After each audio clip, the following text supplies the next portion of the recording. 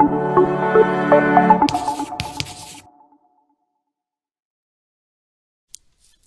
everyone, and welcome back to another installment of Teach Me in 10, a video series that's brought to you by LabTube, which is part of the Technology Networks group. And here at Teach Me in 10, we invite scientists to talk to us about their research areas or a scientific concept in less than 10 minutes, with the aim being to make science much more accessible. So my name's Lucy, and I'm a scientific content producer here at Technology Networks. And today I'll be speaking with Audrey Bergeron, an application scientist, and Hilary Sherman, a senior application scientist from Corning, which is one of the world's leading innovators in material science. They join me today to speak about 3D cell cultures. Welcome to Teach Me in 10, Audrey and Hilary. We're delighted to have you with us for our question and answer video. So to kick off, Audrey, could you please tell us what is 3D culture and why does it matter? Yeah, so traditionally adherent cells are been cultured in 2D. So think more like a monolayer, they're flat. They're against something like a plastic or a coated plastic. And in 3D culture, instead, the cells are grown more like in aggregates or clumps. So those cells in 3D culture are experiencing a different environment compared to 2D. They're getting more cell-to-cell interactions. When they're grown in a clump like that, you end up with these gradients where you get oxygen or nutrients, more of that for the cells on the outside, whereas the cells in the middle of that clump are experiencing a lot less of that. And that's important because if you think of something like a solid tumor in your body, that's going to be more like that type of mass or clump, and the same thing with an organ. So when people are performing toxicity studies trying to find drugs in order to kill cancerous cells, when they're testing them on cells that are grown flat in a monolayer, those cells all see the same concentration of that drug. Whereas if you're working with something that's in 3D, then you're going to also be looking for a drug that can penetrate that mass and reach those cells in the middle. And then if you're looking at something that's more like trying to mimic an organ, something like a liver, for example, it's been shown that hepatocytes, so your liver cells, when they're grown in 3D, they actually live longer and maintain function for longer than when they're just grown in 2D. Hilary, where is 3D cell culture having the most impact? In your research areas or drug discovery, or maybe in personalized medicine? What are your thoughts?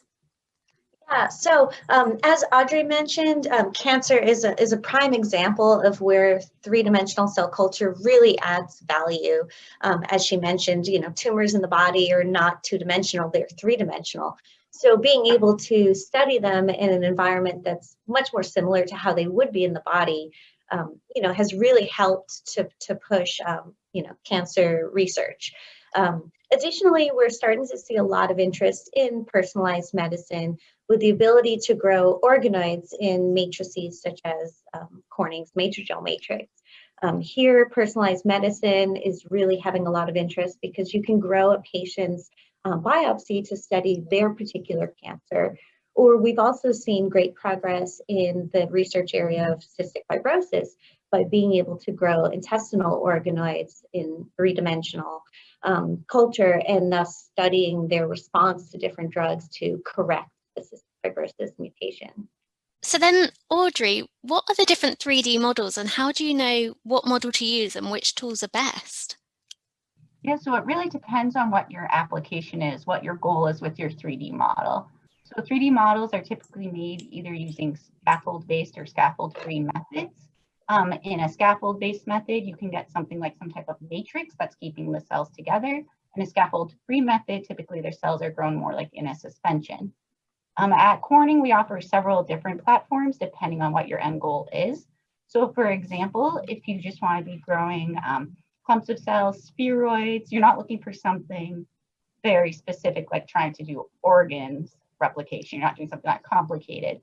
We have our ultra-low attachment platform. And so we offer that in a flat version and multi-well plates up through larger vessels. And that's more if you're just scaling up these 3D cell cultures, but it doesn't matter to you that they're all of the same size. However, for some people, they want to be doing more like a drug screen against 3D cell culture models like spheroids. In that case, it's important that each of those spheroids is the same size. So for that, we offer our spheroid microplates so that you end up with the same size spheroid in each well across the plate. For some testing, however, there's not enough cells in a spheroid. You might only have something like 5,000 cells. So you won't get a large enough signal. And so then we have our Alplasia product line, where you can get many spheroids within one well to help amplify that signal. And then finally, there are more complicated models as well, where you might be trying to do something that's more like mimicking an organ, for example, and you're typically working with stem cell models, and this is with organoids. And for that, you need more biological information. So you need something like our matrigel in order to help give that information to the cells. And that's a scaffold-based method. Perfect. And then Audrey, could you also describe what the typical assay readouts are for 3D cell cultures? Yeah, so again, it depends on what your end goal is. For someone who's looking at drugs to try to target and kill cancer cells, you're doing some type of assay at the end to see which cells have been killed or how many cells were killed. And so that can be an ATP assay, or you can be doing live dead staining with that. And that's usually more high throughput.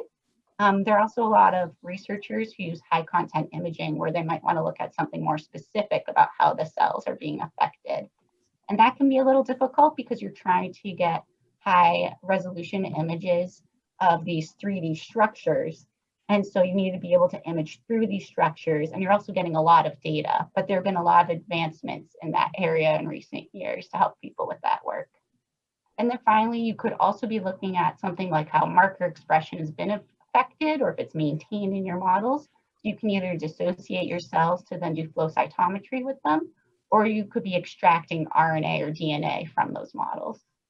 And what do you think are the most important considerations for optimization in 3D culture, Hilary? Yeah, good question. So there is a lot to consider when transitioning from more traditional two-dimensional culture to three-dimensional culture. It's much harder for reagents to penetrate a 3D structure compared to a 2D structure. So this can be in terms of lytic reagents for a homogeneous cell-based assay, or it could be in terms of staining of your cells or permeabilizing your cells in order to accomplish staining. So sometimes using stronger reagents, more concentrated reagents, or increasing incubation time might be necessary. As Audrey mentioned, light penetration into a 3D structure for imaging can also be more challenging. So using confocal microscopy in order to get better light penetration and clearer images throughout the structure can be really helpful. It's also really important to consider the size of the spheroid for what you're trying to model. Maybe you want something really large that's going to have more of an oxygen gradient or more of a necrotic core similar to a tumor. Or maybe you want a smaller structure that's going to have a more homogeneous culture throughout. So these are aspects to consider when you're optimizing your assay. And so deciding how many cells to seed and how long to culture is going to impact the overall size of the spheroid on the day of assay. Additionally, if you want to actually recover your cells from your 3D structure and use some type of dissociation solution, you might need a stronger dissociation solution than you would typically use in two-dimensional culture, or you might just need to incubate for longer or do more pipetting in order to break up those structures. And then finally, because we're almost out of time, I'm wondering, Hilary, how is 3D culture being handled in automation environments? Yeah, great question. So, for liquid handling with three-dimensional cultures compared to two-dimensional, it can be a little bit trickier. With two-dimensional culture, the cells are very safely attached to the bottom of the plate. So there's little risk of inadvertently aspirating away your cells or moving your cells when you add fresh media or fresh reagents. But with three-dimensional culture, the cells are not attached. And so you could inadvertently aspirate away your spheroids or disrupt them when you're adding fresh cell culture media or drug compounds. So automation really has had to advance itself in terms of how it manipulates these 3D structures by adjusting the velocity in which the liquid is added or removed or the force. Additionally, having instruments that can work at a particular Z height so that they can stay far enough away from the spheroid when doing the aspiration or when doing the addition. And a lot of specialized instruments have come out recently that are specialized to work with three-dimensional cultures compared to 2D. Additionally, we're finding more and more instrumentation that are capable of handling viscous solutions such as 3D matrices, such as Corning matrigel matrix. Mm-hmm. So either by having cooling mechanisms to keep the hydrogels nice and cold and fluid, or by using syringe-based systems that are better able to handle viscous solutions than more standard, regular tip-based systems. Well, thank you so much, Hilary and Audrey. It was great having you join us today. Thanks so much. It was fun. Thanks for having us. I quickly wanted to take this opportunity to thank Hilary and Audrey for joining me here on Teach Me in 10 today. We'll be back next week for another instalment of Teach Me in 10, but if you can't wait till then, you can head over to our hub page, which we've linked down below, which is where you can see all of the videos that we've published so far.